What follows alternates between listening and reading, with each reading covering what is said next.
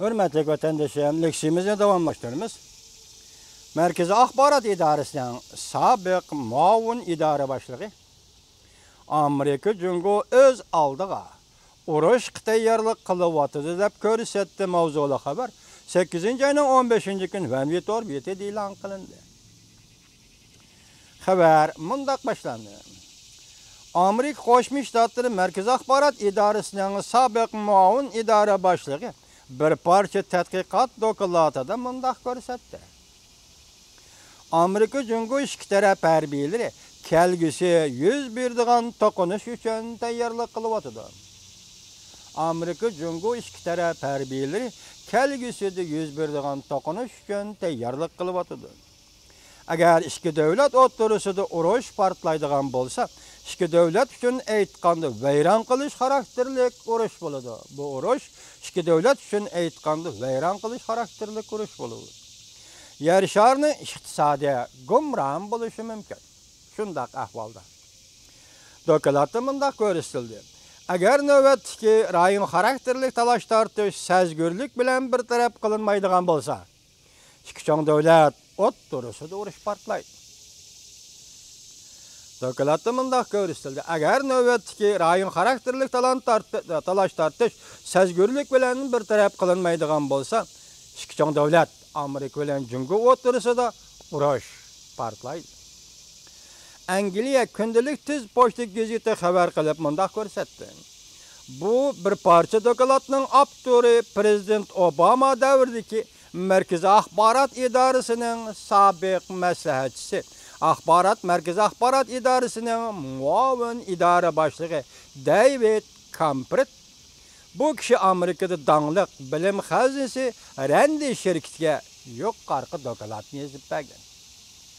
Vaqt navbatdagi Prezident Obama davridagi Markaziy Axborot idorasining maslahatchisi, muavin idora boshlig'i David Campbell yuqorqidagi so'zlarni qildi. Ham bu maqolani Amerikadagi dangliq tadqiqot markazi tadqiqot organi Randi tadqiqot organiga yozib bergan. To'qinishning oqibati to'g'risi to'xtalganda dokladda o'xshash bo'lmagan ko'z qarashlar o'tirib qo'yildi. Agar Amerika Cungo ikki davlat o'rtasida to'qinish bugunla portlaydigan bo'lsa, Amerika cho'qim g'alaba qiladi. Diqqat. Agar Amerika Cungo ikki davlat o'rtasida to'qinish bugunla portlaydigan bo'lsa, Amerika cho'qim g'alaba qiladi. Ölüm yetim nisbeten az bo'ladi. Lekin agar bu urush 10 yil keyin portlaydigan bo'lsa, Amerika og'ir bedel to'laydi. Nima deydi David Campbell? Agar urush yoki to'qinish bugun boshlansa, Amerika cho'qim g'alaba qiladi. 10 yil o'tgandan keyin boshlansa, Amerika u vaqtida nihoyat yuqori bedel to'lashga majbur bo'ladi. Bu ikki xil ko'z qarash deb ataldi dokladda. Bu bir parça Cungo bilan urush qilish to'g'risida tasavvur qilg'ili bo'lmaydigan, ya'nila tasavvur qilingan dokladda David Campbell apandi ogohlantirib mundaq ko'rsatdi.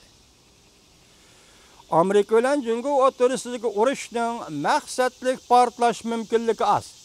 Ya'ni Cungo men urush qilaman degan maqsad bilan urush portlashi az. Mumkinligi az. İkincisi Amerika men Cungo ile urush qilaman deb urush qilish mumkinligi yoki bunday tasavvur az deydi. Mumkinligi az bir ish deydi. Lekin krizis xato bir taraf qilish xatari, krizisni xato bir taraf qilish xatari dushmanlik harakatini qo'zg'ashga sababchi bo'lib qoladiganligi sal qarashga bo'lmaydi. Maqsadlik urush qilmaydi deydi. Lekin ikki davlat o'rtasida krizisni xato bir taraf qilishdan tabiiy holda urush portlashi mumkin deydi. Aqtashliq kitobda mundaq ko'rsatildi. Ham doklad deyildi bu. Demak, aqtashliq kitobgan bu bir parcha maqola bo'lmasi kerak. Aqtashliq kitobda mundaq ko'rsatildi. Agar ikki davlat o'rtasida urush bugunla portlaydigan bo'lsa, Cungoning tortadigan ziyni Amerikanikidan zo'r bo'ladi. Cungo zo'r ziyon tortadi, bugunla portlasa. Dokladda xulosalab mundaq ko'rsatildi. Urushning Cungo iqtisodiga keltirgan ziyonlari Amerikaning iqtisodiga ko'rsatadigan ta'siridan zo'r bo'ladi. Dokladning avtori tushuntirib mundaq ko'rsatdi. Çünkü G'arbi Tinch okeanının mutlaq köp qism rayonlari urush rayoniga aylanadi. Jungo'nun bu rayondagi ve dünyanın başka rayonlaridagi savdosi eğer ziyanga uchraydi. Dokladda mundaq ko'rsatildi. Jungo'nun urush strategiyasi Amerika'nın barğansiri qiyin sharoit ichida har bir strategik üstünlükü ve g'alabaga erishtirish, hatta uzun muddatlik urushga patrop qo'yish uchun ishlatilyapti. Demek Xitoyning strategiyasi Amerikani uzun mezgillik urushga patrop qo'yish ve Amerika'nın üstünlükü erişişi ve g'alaba qilishini qiyin ahvolga keltirib qo'yish uchun Jungo tirishchanlik ko'rsatyapti. David Cameron o'ttirib qo'ygan dunyo urushi to'g'risi ve tinchlik to'g'risidagi manzillarda diqqat qilsangiz bu manzillarga kishini titratmasadi. U mundaq ko'rsat, agar dushmanlik harakatlar portlaydigan bo'lsa, ikki tarafning harbiy kuchi yetarlik, texnika, sanoat kuchi yetarlik ve xodimlar yetarlik, nait ketgan turug'liq, nait keng ketgan quruqliq, havo, dengiz, atmosfera ve torbat sahalarda jang qiladi. Amerika bu Jungo bilan urush qilib qoldigan bo'lsa, yuqorqadek ana yetarli kuch ve yetarli texnika asosi sanoat kuchi bilan nait keng ketgan quruqliq, dengiz, havo, atmosfera, hatta torbatlar sahasida jang qiladi. Gerçi her qandaq bir davlat urush qilishni xohlamasimi, lekin ikki davlat Amerika Jungo davlatlarining harbiylari urush qilishni planlayapti.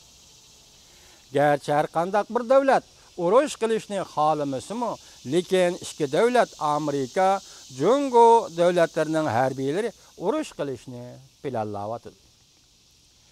Dokladda to'liqlab bundaq ko'rsatildi. Sharq Janub Osiyo davlatlarida iqtisod va harbiy jihatdagi farqlar o'zaro intayin qisqaryapti. Yaponiyaning bu rayondagi harbiy faoliyatlari ko'payishga boshladi. Uning harbiy harakatlariga intayin zo'r ta'sir ko'rsatish mumkin. Ikki davlat o'rtasida uzun muddatli urush bo'ladigan bo'lsa, balki Jungoning ichki qismida siyosiy ixtilof yuz berishi mumkin. Agar Amerika bilan Jungo o'rtasida urush bo'ladigan bo'lsa, u vaqtda Jungoning ichki qismi ya kompartiyaning ichki qismida siyosiy ixtiloflar ko'rilishi mumkin deydi. Bu maqolani aytib cho'nqur mazmunliq, ya'ni shundaq yuqorqadek o'zar jumlalar bilan yozilgan maqola ekan, yo'ldoshlarning foydalanishiga va tahlil qilib ko'rishiga topshirdik.